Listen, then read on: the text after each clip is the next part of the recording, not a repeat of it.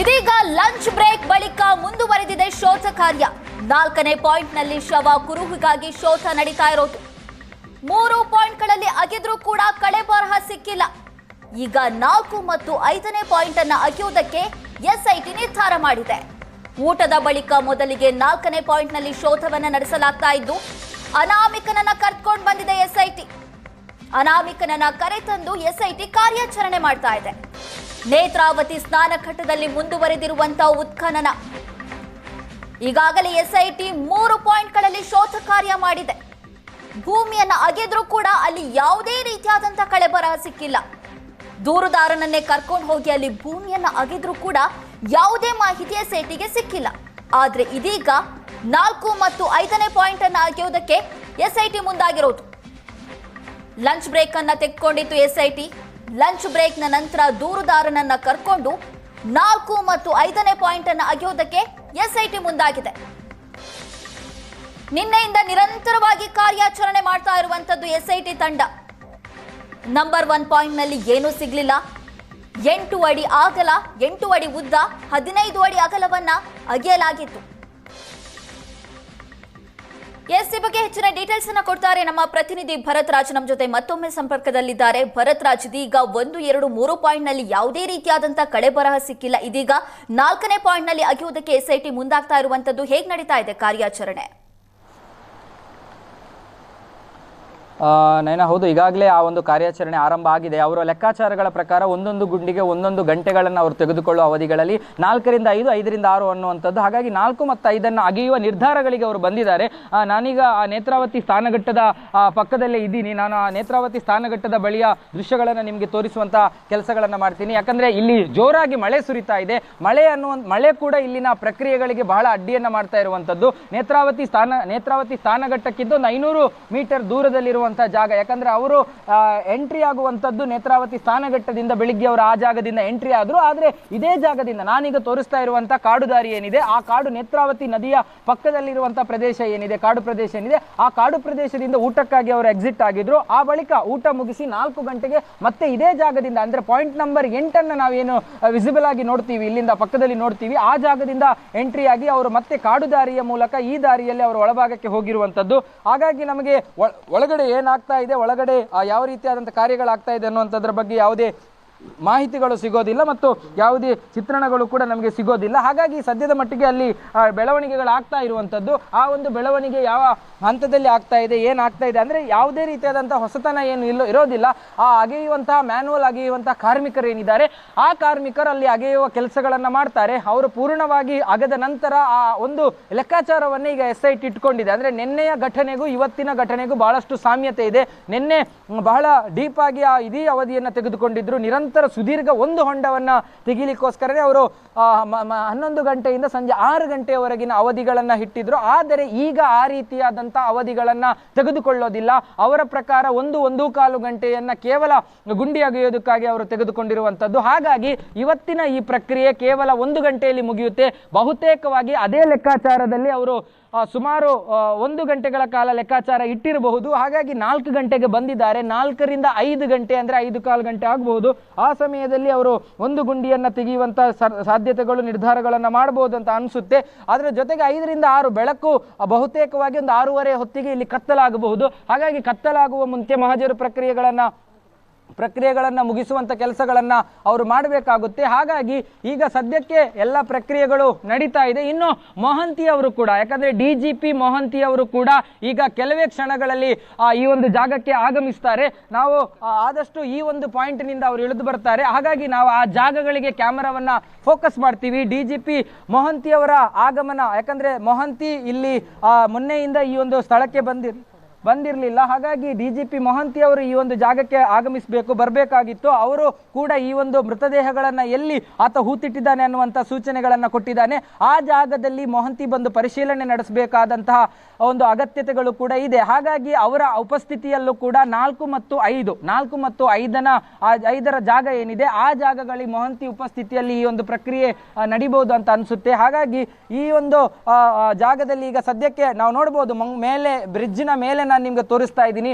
ಒಂದು ಟ್ರಾಫಿಕ್ ಅನ್ನ ಅಂದ್ರೆ ವಾಹನ ಸಂಚಾರವನ್ನ ಕ್ಲೋಸ್ ಮಾಡಿದ್ದಾರೆ, ಸ್ಥಗಿತಗೊಳಿಸಿದ್ದಾರೆ. ಅಂದ್ರೆ ಮೊಹಂತಿ ಅವರ ಎಂಟ್ರಿ ಆಗಿದೆ. ಅವರು ಇದೇ ಬ್ರಿಡ್ಜ್ ನಿಂದ ಅಂದ್ರೆ 8ನೇ ಪಾಯಿಂಟ್ ನಲ್ಲಿ ಬರುವಂತಹ ಸೇತುವೆಯ ಕೆಳಭಾಗದಿಂದ ಈಗ ಏನು ಯಾವ ಜಾಗದಲ್ಲಿ ಅವರು 4ನೇ ಪಾಯಿಂಟ್ಗೆ ಎಂಟ್ರಿ ಆದ್ರೂ ಬಹುತೇಕ ಅವರು ಇದೇ ಜಾಗದಲ್ಲಿ ಒಳಭಾಗಕ್ಕೆ ಹೋಗುವ ಸಾಧ್ಯತೆ ಇದೆ. ಒಂದು ಕಾಡು ದಾರಿ, ಆ ಒಂದು ನೇತ್ರಾವತಿ ಸ್ಥಾನಘಟ್ಟದ ಪಕ್ಕದಿಂದ ನಾವು ಆ ಜಾಗಕ್ಕೆ ಹೋದ್ರೆ ಅದು ಅವರು ಆದಷ್ಟು ಬೇಗ ಅವರು ಅಲ್ಲಿ ಸೇರ್ಕೊಳ್ಳೋದಕ್ಕೆ ಆಗೋದಿಲ್ಲ, ಬಹಳಷ್ಟು ದೂರ ಇದೆ ಅನ್ನುವಂಥ ಮಾಹಿತಿ ನಮಗೆ ಇರುವಂಥದ್ದು.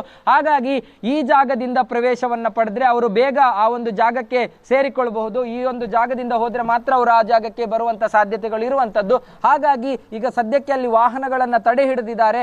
ಆ ಒಂದು ಜಾಗದಲ್ಲೇ ಅವರು ಇಳಿತು ಹೋಗ್ತಾರಾ ಅಥವಾ ಬೇರೆ ಜಾಗಗಳನ್ನ ಆಯ್ಕೆ ಮಾಡ್ಕೊಳ್ತಾರಾ ಅನ್ನುವಂಥದ್ದು ಗೊತ್ತಿಲ್ಲ. ಯಾಕಂದ್ರೆ ಇದು ಉದ್ದಕ್ಕೆ ಕಾಡಿನ ರೀತಿಯಲ್ಲಿ ಆವರಿಸಿರುವಂತಹ ಪ್ರದೇಶ, ಕಾಡು ಹೆಚ್ಚು ದೊಡ್ಡ ಮಟ್ಟದಲ್ಲಿ ಕಾಡಿದೆ. ಹಾಗಾಗಿ ಆ ಕಾಡು ಪ್ರದೇಶಗಳ ಮಧ್ಯೆ ಅವರು ಹೋಗ್ಬೇಕು. ಒಬ್ಬ IPS ದರ್ಜೆಯ DGP ದರ್ಜೆಯ ಅಧಿಕಾರಿ, ಆದರೆ ಬಹಳ ಒಂದು ಕಾಂಟ್ರವರ್ಸಿ ಇರುವಂತಹ ಪ್ರಕರಣ, ಗಂಭೀರ ಪ್ರಕರಣ, ಅದರ ಜೊತೆಗೆ 10 ಹಲವು ಚರ್ಚೆಗಳಿಗೆ ಒಳಗಾಗಿರುವಂತಹ ಪ್ರಕರಣ ಕೂಡ ಹೌದು.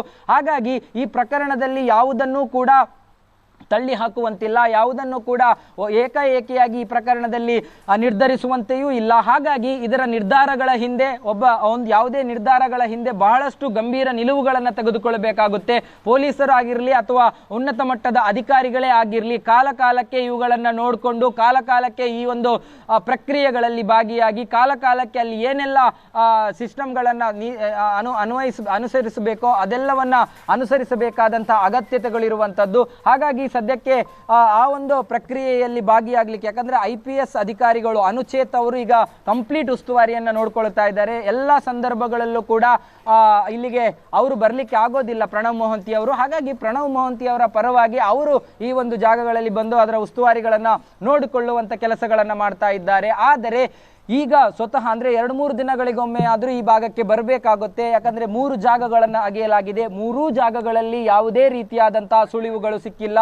ಹಾಗಾಗಿ 3 ಜಾಗಗಳಲ್ಲಿ ಯಾವುದೇ ರೀತಿಯ ಸುಳಿವುಗಳು ಸಿಕ್ಕಿಲ್ಲ ಅಂದ ಮೇಲೆ ಈ ವಿಚಾರದಲ್ಲಿ ಒಂದಷ್ಟು ಗಮನಾರ್ಹವಾದ ಬೆಳವಣಿಗೆಗಳಾಗಬೇಕಾಗುತ್ತೆ. ಕೆಲವೊಂದು ರೀತಿಯ ನಿರ್ದೇಶನಗಳನ್ನ ಅವರಿಗೆ ಕೊಡಬೇಕಾಗುತ್ತೆ. ಅದನ್ನ ಮೊಹಂತಿ ಅವರು ಕೊಟ್ಟ ನಿರ್ದೇಶನಗಳನ್ನ ಅನುಚೇತರಂತಹ ಅಧಿಕಾರಿಗಳು ಪಾಲಿಸುವಂಥದ್ದು ಮತ್ತು ಏನಾಗ್ತಾ ಇದೆ ಅನ್ನುವಂಥದ್ದನ್ನ ಹೇಳುವಂಥದ್ದು ಕೂಡ ಆಗಬೇಕು. ಹಾಗಾಗಿ ಈ ಎಲ್ಲದರ ನಿಟ್ಟಿನಲ್ಲಿ, ಈ ಎಲ್ಲ ಕ್ರಮಗಳ ನಿಟ್ಟಿನಲ್ಲಿ ಒಂದಷ್ಟು ಗಂಭೀರವಾದ ನಿಲುವುಗಳನ್ನ, ಗಂಭೀರವಾದ ನಿರ್ಧಾರಗಳನ್ನ ಉನ್ನತ ಮಟ್ಟದ ಅಧಿಕಾರಿಗಳು ತೆಗೆದುಕೊಳ್ತಾರೆ. ಹೀಗಾಗಿ ಈಗ ಅರಣ್ಯದಲ್ಲಿ ಆ ಒಂದು ಶೋಧ ಕಾರ್ಯ ಮುಂದುವರೆದಿರುವಂಥದ್ದು 4ನೇ ಮತ್ತು 5ನೇ, ಈಗ ಅವರು ಹೇಳಿರುವಂಥದ್ದು 4 ಮತ್ತು 5. ಆದರೆ ಆ ಲೆಕ್ಕಾಚಾರಗಳಲ್ಲಿ ಕೆಲವೊಮ್ಮೆ ಹೋಗ್ಲಿಕ್ಕೆ ಸಾಧ್ಯ ಆಗೋದಿಲ್ಲ. ಮಳೆ ಜೋರಾಗಿ ಸುರಿದಾಗ ಮತ್ತು ಆ ಭಾಗದಲ್ಲಿ ನೀರಿನ ಹರಿವು ದೊಡ್ಡ ಮಟ್ಟದಲ್ಲಿ ಬಂದಾಗ ಒಂದಷ್ಟು ಹೊತ್ತು ಆ ಮಳೆಯ ತೀವ್ರತೆಯ ಸಂದರ್ಭಗಳಲ್ಲಿ ಆ ಒಂದು ಪ್ರಕ್ರಿಯೆಗಳನ್ನು ಅವರು ಸ್ಥಗಿತಗೊಳಿಸಬೇಕಾದಂತಹ ಅನಿವಾರ್ಯತೆಗಳಿರುತ್ತೆ. ಹಾಗಾಗಿ ಆ ಪ್ರಕ್ರಿಯೆಗಳು ಸ್ಥಗಿತಗೊಂಡಾಗ, ಆ ಪ್ರಕ್ರಿಯೆಗಳು ಕಂಪ್ಲೀಟ್ ಆಗಿ ಸ್ಥಗಿತಗೊಂಡರೆ ಮತ್ತೆ ಅವರು ಒಂದು ಸುರಿಯುವ ಮಳೆ ಸ್ವಲ್ಪ ಬಿಟ್ಟಾಗ, ಸ್ವಲ್ಪ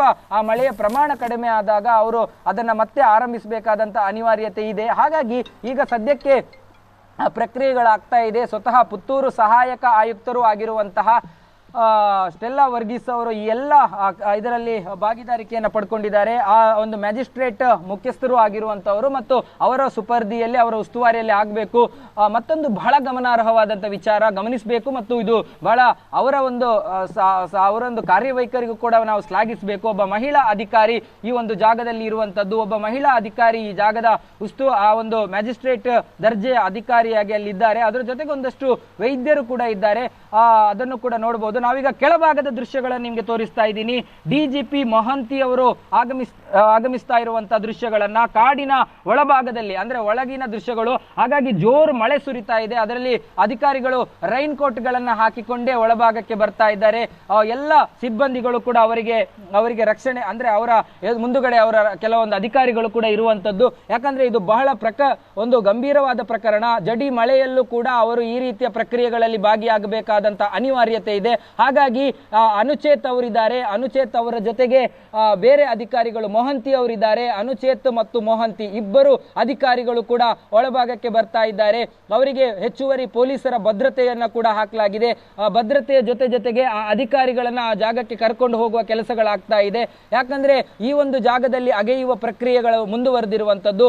ಆ ಒಂದು ಜಾಗದಲ್ಲಿ ಪ್ರಕ್ರಿಯೆಗಳು ಮುಂದುವರಿದ ಜಾಗದಲ್ಲಿ ಪ್ರಕ್ರಿಯೆಗಳ ಭಾಗವಾಗಿ ಅದನ್ನ ನಡೆಸಲಾಗ್ತಾ ಇರುವಂತದ್ದು. ಹಾಗಾಗಿ ಈಗ ಅವರು ಹೋಗ್ತಾ ಇದ್ದಾರೆ.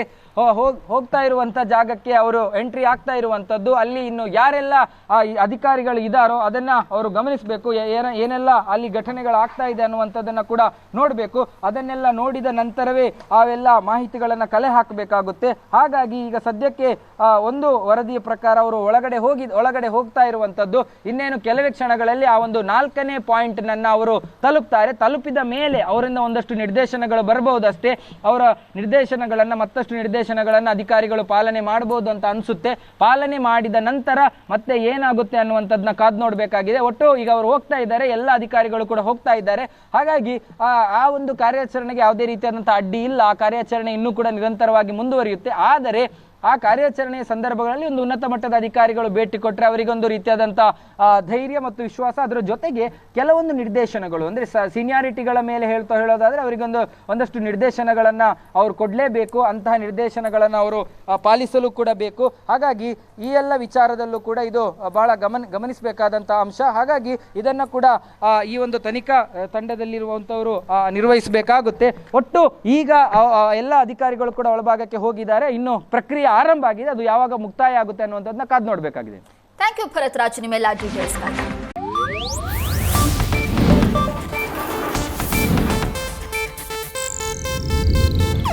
ಇದು ಏಷ್ಯಾನೆಟ್ ನ್ಯೂಸ್ ನೆಟ್ವರ್ಕ್ ಪ್ರಸ್ತುತಿ.